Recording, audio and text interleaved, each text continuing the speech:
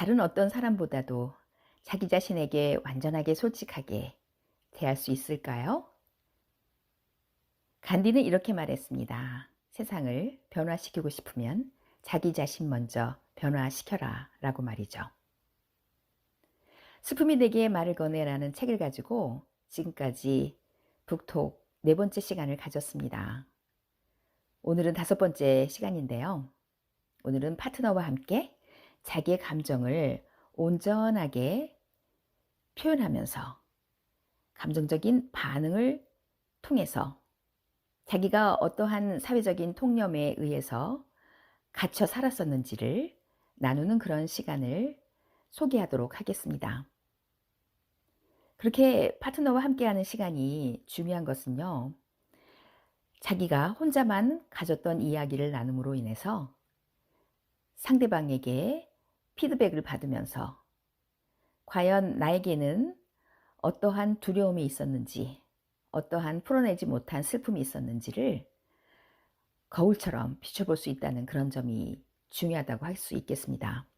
그렇게 감정적으로 남아있는 감정을 발견하면은요, 우리 삶에 지속적인 영향을 미쳤던 그러한 앙금을 해결할 수 있는 어떤 전환점이 되지 않을까 싶은데요.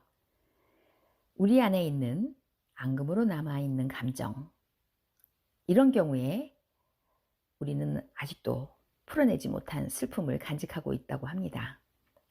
죽은 사람이나 어떤 상실의 경험에 대해서 말하거나 생각하고 싶지도 않을 때, 또는 즐거웠던 기억이 갑작스럽게 아픔으로 받아들여질 때, 또 관계에 있어서 오직 긍정적인 면 또는 부정적인 면만 이야기하고 싶다면 이것도 역시 풀어내지 못한 슬픔이 있다는 거죠. 이렇게 풀어내지 못한 슬픔은 다음에 사람을 만날 때 두려움을 갖게 하는 원인이 된다고 합니다.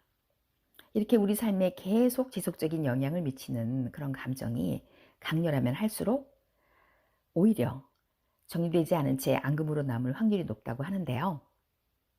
불현듯이 별로 그럴 상황이 아닌데도 화가 불끝나거나 또는 확 슬퍼지거나 그런 경험을 혹시 하신 적은 없으실까요? 저 같은 경우엔 그런 경험이 있었는데요. 파트너와 함께 이런 상실의 경험에 대해서 나누면서 자기가 자기 자신에게 진실로 솔직해질 수 있는 이런 시간이 정말 중요하다고 생각을 하기 때문에 저는 슬픔이 내게 말을 거네 이 책에 대해서 지금 다섯 번째 설명을 하고 있습니다. 자기가 이런 상실감에 대처하는 그릇된 정보를 많이 가지고 있다는 점을 자각하는 거. 그리고 두 사람 사이에서의 어떤 안정된 분위기를 통해서 아, 너도 그랬구나. 나도 그랬어. 이런 공통점을 발견하는 거 훨씬 더 마음이 편안해지지 않겠습니까? 그러면서 자기의 삶에 미친 그런 영향에 대해서도 생각을 해보는 거죠. 이런 감정적인 앙금이 풀어지게 하기 위해서 우리가 했던 일시적인 에너지 분출 행동이 있었는데 다음과 같습니다.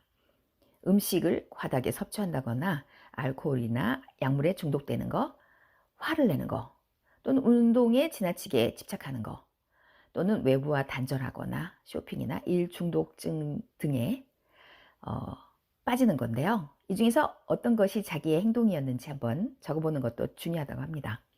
그런데 이렇게 일시적인 에너지 분출 행동을 하는 거, 즉 감정적인 앙금을 풀어내기 위해서 자기가 했던 어떤 그런 반응들의 문제점이 뭐냐면요.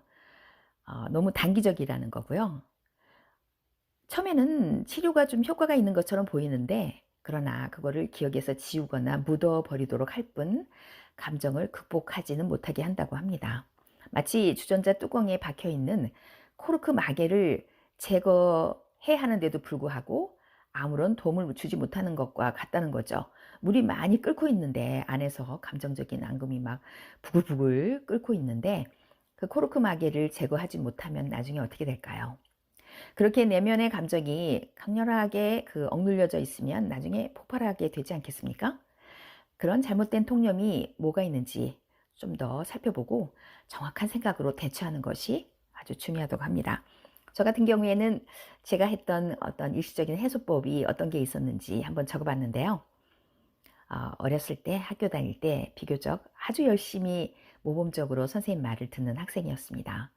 선생님도 그런 저를 아주 많이 바라보면서 '아 집중하는 학생이구나.' 생각을 했겠죠. 하지만 눈만 선생님한테 맞췄을 뿐 완벽하게 다른 생각을 하는 경우가 많았죠. 그리고 또 많은 사람들이 하고 있는 뒷담화라든가 험담 같은 것도 어떤 에너지 분출 행동의 하나의 요인인 것 같기도 합니다. 만약에 우리가 이런 감정적인 앙금을 해결한다면 뒷담화나 험담 같은 것들이 많이 줄어들 것은 분명해 보입니다. 그리고 뭐 아이들 같은 경우에는 뭐 도벽이라든가 폭력을 한다거나 또 방화를 한다거나 이런 뭐 벽에 낙서 같은 거 이런 것도 역시 그런 에너지 분출 에너지 해소법이라고 할 수 있을 것 같습니다. 다음에는요. 어 자기에게 있었던 그런 아주 감정의 실체를 정확하게 표현할 수 있는 상실 그래프를 그리는 것에 대해서 안내를 하겠습니다. 과거에 비하면 우리 선조 시대에 비하면 그나마 낫잖아 라는 식의 비교로 자기의 감정을 억누르면서 우리가 어떻게 우리의 그 스스로의 변화를 억누르고 살았는지를 인식하는 그런 시간이 될 텐데요. 기존의 관계를 성찰해 보면서 자기를 합리화하고 변명했던 그런 관계에 대해서 생각을 해보는 것입니다. 철저하게 아주 세세하게 자세하게 그 관계에 대해서 그래프를 그려보면서 자기 나름대로의 자기 상실의 히스토리를 갖는 거죠. 이거는 근데 파트너와 함께 하면서 조금 더 두려움이라든가 이런 것에 대처할 수 있는 용기를 가질 수 있는 것이 중요한데요. 혼자 할 수 있는 방법도 있지만 아무래도 자기를 정말로 이해할 수 있는 그런 사람과 함께 하는 것이 중요하다고 합니다. 그래서 다음 시간에는 상실 그래프 작성에 대해서 말씀드리도록 하고요. 오늘은 북톡 5번째 시간으로 슬픔이 내게 말을 거네라는 책의 감정의 앙금에 대해서 나누어 보았습니다. 오늘도 들어주셔서 감사드리고요. 다음 시간에 만나 뵙도록 하겠습니다. 감사합니다.